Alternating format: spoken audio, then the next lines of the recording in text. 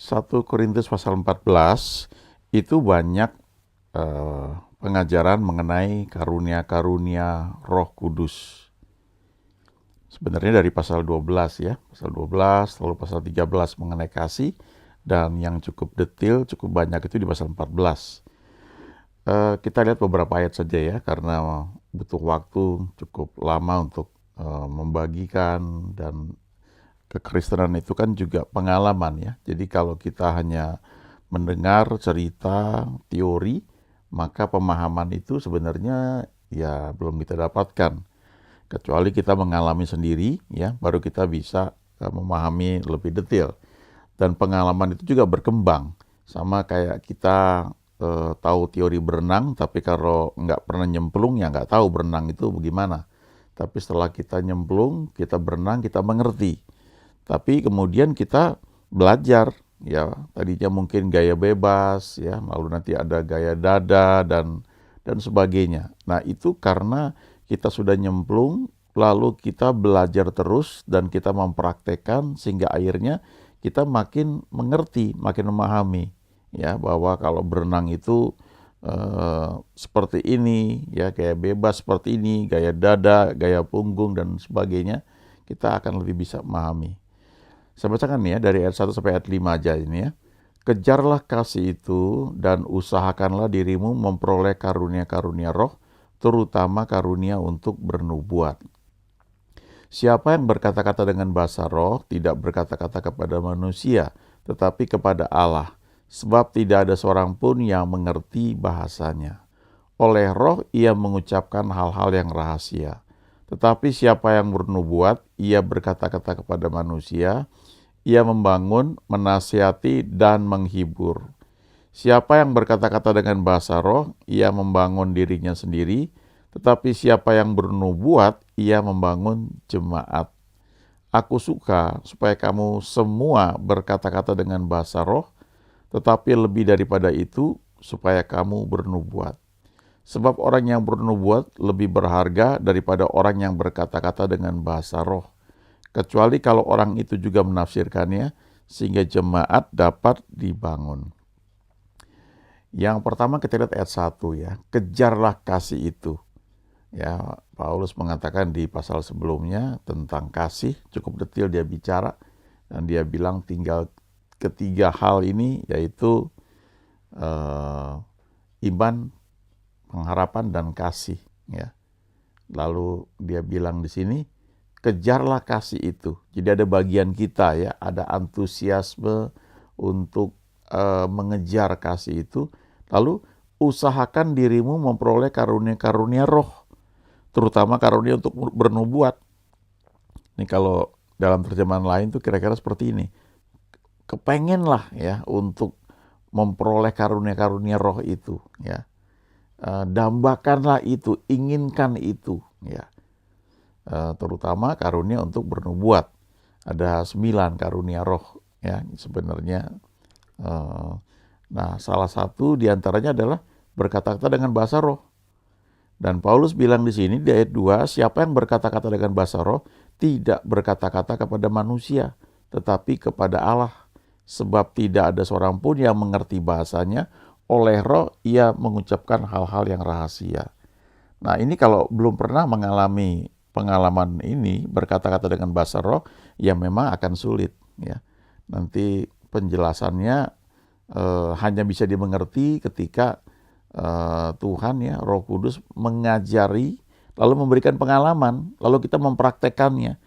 Kalau enggak, kita enggak bisa ya menjelaskan, cenderung makan jadi negatif ya. Padahal banyak hal yang Tuhan sediakan kalau kita masuk ke dalam ini ya, karunia-karunia roh. Ayat 3, siapa yang bernubuat, ia berkata-kata kepada manusia, ia membangun, menasihati, dan menghibur. Ayat 4 dipertegas bahwa yang berkata-kata dengan bahasa roh itu ya membangun dirinya sendiri. Tapi kalau yang bernubuat itu ia membangun jemaat.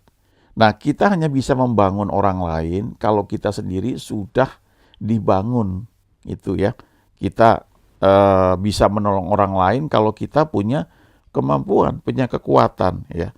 Tentu Tuhan juga bekerja lewat kita, tapi poinnya adalah bagaimana saya bisa memperkenalkan atau membawa seseorang itu mengenal seseorang kalau saya sendiri tidak mengenal, ya, tidak mengalaminya. Nah, jadi dengan kata lain, kita itu bisa bernubuat, ya, dengan Tuhan pakai dengan cara Dia, ya, yang sangat membangun orang lain, tapi kita sendiri perlu untuk membangun diri kita. Ya, jadi kalau kita baca di ayat 5 misalnya, Paulus bilang sini, aku suka supaya kamu semua berkata-kata dengan bahasa roh. Jadi Paulus bilang, aku senang nih kalau kalian semua ini belajar dan bisa berkata-kata dengan bahasa roh. Sebab kamu akan terbangun dirimu. Waktu kamu berkata-kata dengan bahasa roh itu, kamu membangun diri kamu sendiri masing-masing. Lalu dia lanjutkan, tapi lebih daripada itu, ya, supaya kamu bernubuat. Jadi kamu membangun diri kamu dengan berbahasa roh secara pribadi, sehingga kamu itu kuat, lalu kamu mulai belajar meraih karunia roh yang lain lagi, yaitu bernubuat, supaya kamu bisa membangun orang lain. Ya, dikatakan orang yang bernubuat ini lebih berharga daripada orang yang berkata-kata dengan bahasa roh. Ya, karena ini konteksnya adalah untuk dalam pertemuan jemaat, ya, untuk membangun orang lain. Jadi kalau dalam gereja misalnya bagus kita bisa berbahasa roh, ya. Tapi kalau isinya misalnya ibadah umum bahasa roh, ya, dari mulai sampai selesai, ya, fungsinya apa gitu? Nggak ada yang mengerti. Apalagi kalau ada jemaat baru yang belum penuh Roh Kudus, ya. Tapi kalau dalam pertemuan para pendoa yang sama-sama misalnya sudah penuh Roh Kudus, sudah berbahasa roh, ya it's okay gitu, ya.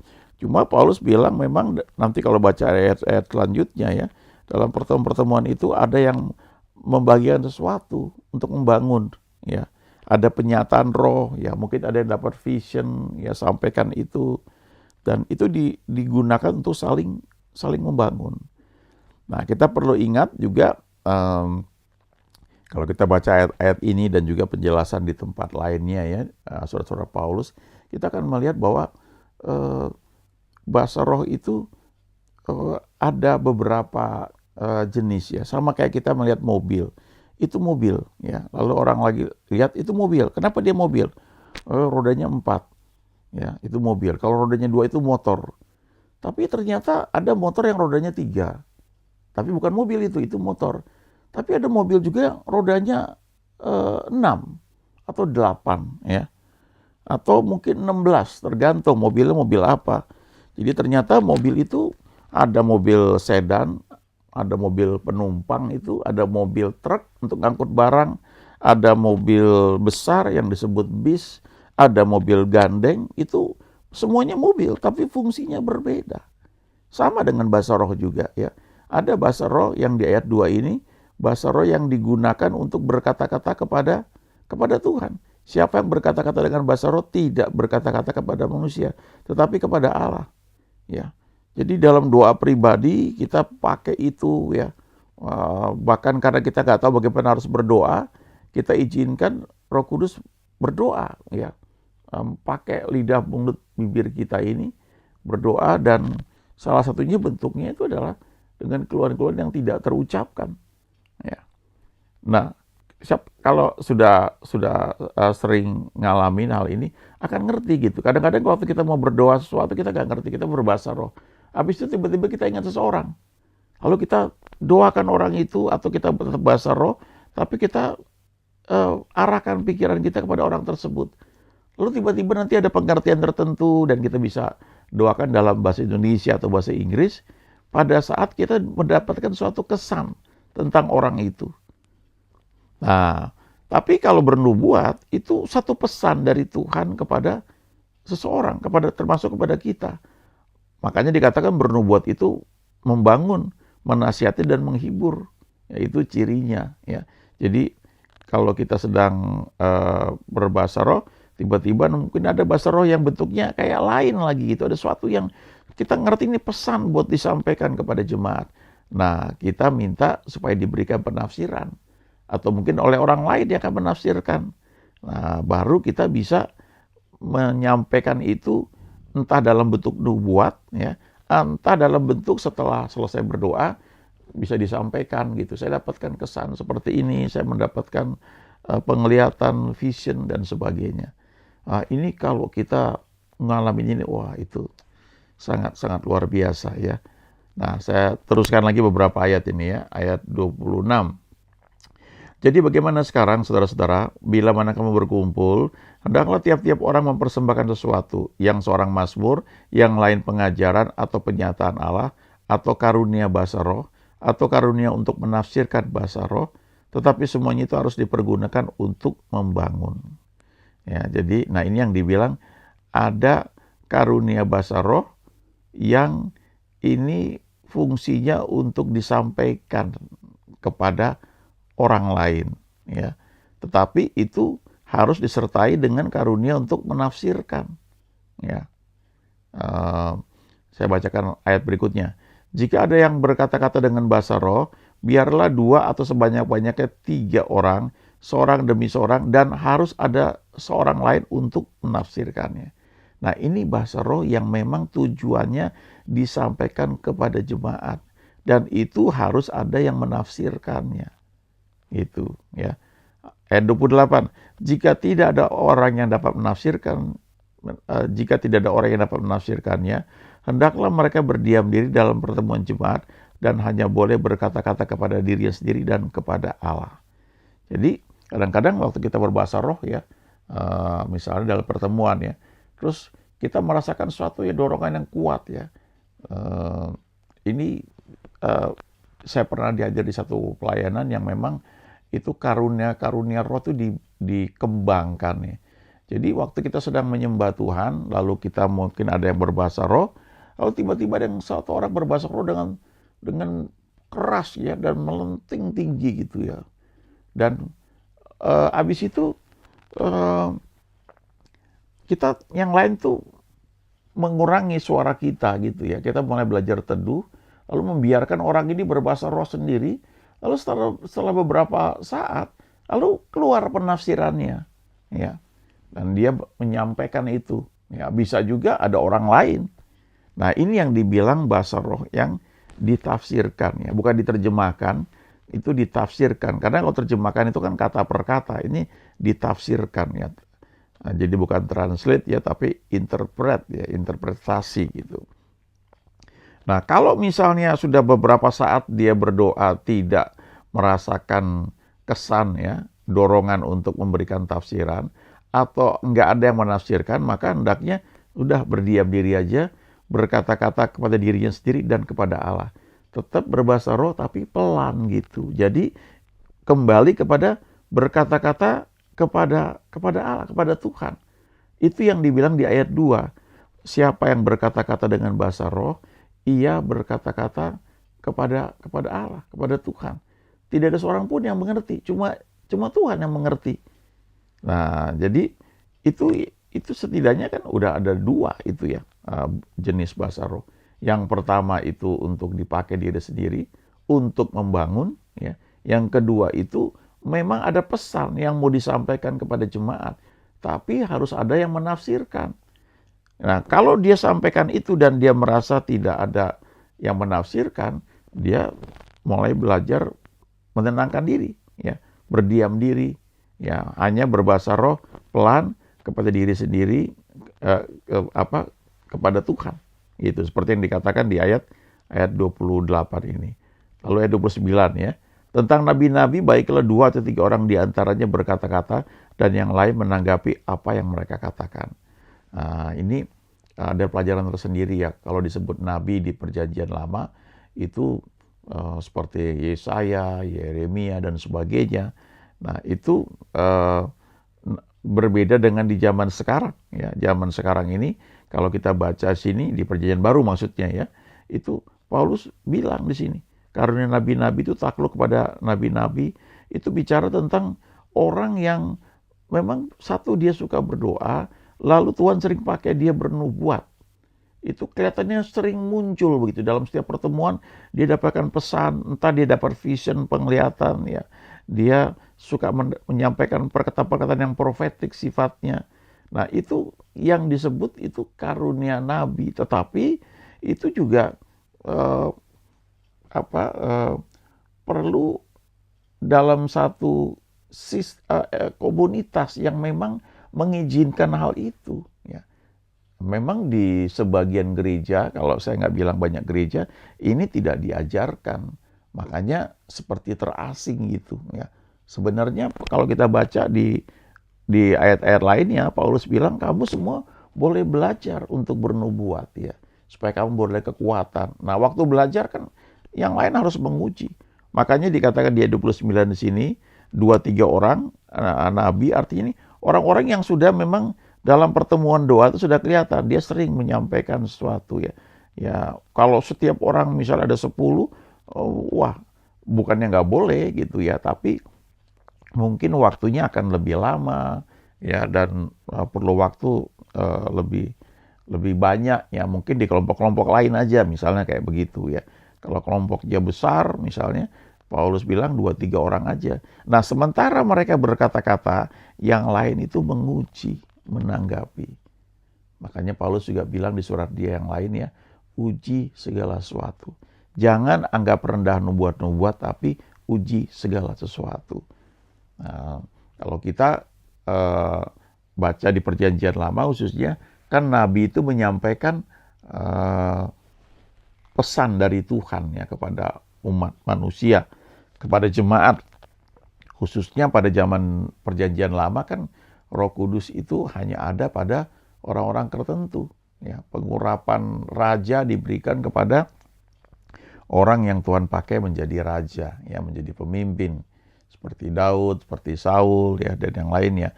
Tapi pengurapan sebagai nabi itu ada misalnya pada Samuel, ya. Nggak semua. Dan mereka inilah ya nabi-nabi ini yang menyampaikan firman Tuhan, menyampaikan pengajaran, pesan dari Tuhan. Tapi di Perjanjian Baru kita punya Roh Kudus dalam hati kita. Kita tidak dituntun oleh nubuat nabi-nabi. Mereka meneguhkan, tapi secara pribadi kita ini mendapatkan tuntunan dari Tuhan. Kalau kita mendapatkan nubuat, kita harus menguji secara pribadi ya, apakah itu memang dari Tuhan untuk kita. Kita tidak dituntun oleh nabi-nabi seperti di Perjanjian Lama. Tetapi bukan berarti nabi-nabi itu nggak perlu, karena dikatakan di sini tetap ada ya. Apalagi kalau dalam hal gereja ya, dalam pertemuan para pemimpin itu kita menguji ya, bukan sekedar dari kemampuan berpikir kita gitu. Itu sebabnya ya, kalau kita masuk di sana, kita akan mengalami ini yang disebut Keluaran 14 ayat 14 ya. Tuhan akan berperang untuk kamu dan kamu akan diam saja. Ada banyak hal yang tidak perlu kita kerjakan, tapi itu bisa terjadi karena Tuhan bergerak ya lewat malaikat-malaikatnya, dan sesuatu yang nggak pernah dibayangkan dengan cara pikir kita itu bisa terjadi. Nah, kita hidup di zaman yang modern dan semuanya perlu ya. Kita perlukan tuntunan Tuhan jelas ya, hal-hal yang sifatnya profetik ya. Tapi kita juga perlu menggunakan akal pikiran kita. Nah, tinggal sejauh mana kita pakai itu. Kadang-kadang ada orang yang cenderung ke logika, semua dilogikakan ya. Nggak salah juga, tapi mungkin akan banyak hal yang dikira sudah baik, direncanakan dengan baik, tapi ternyata terjadi sesuatu yang di luar dugaan. Ada force major, sehingga apa yang direncanakan berantakan, bubar semua ya. Lalu apa artinya yang sudah dibangun habis itu udah nggak ada ya, udah nggak jelas. Itu karena tanpa sadar kita pakai kemampuan kita.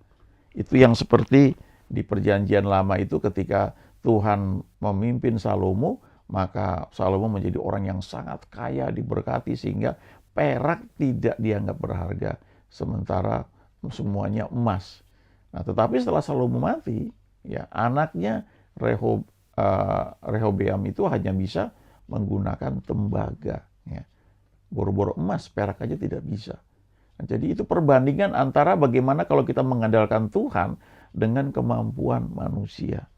Itu antara bumi dengan langit, ya beda sekali. Nah, mari kita belajar untuk mengizinkan Tuhan menuntun hidup kita senantiasa. Amin.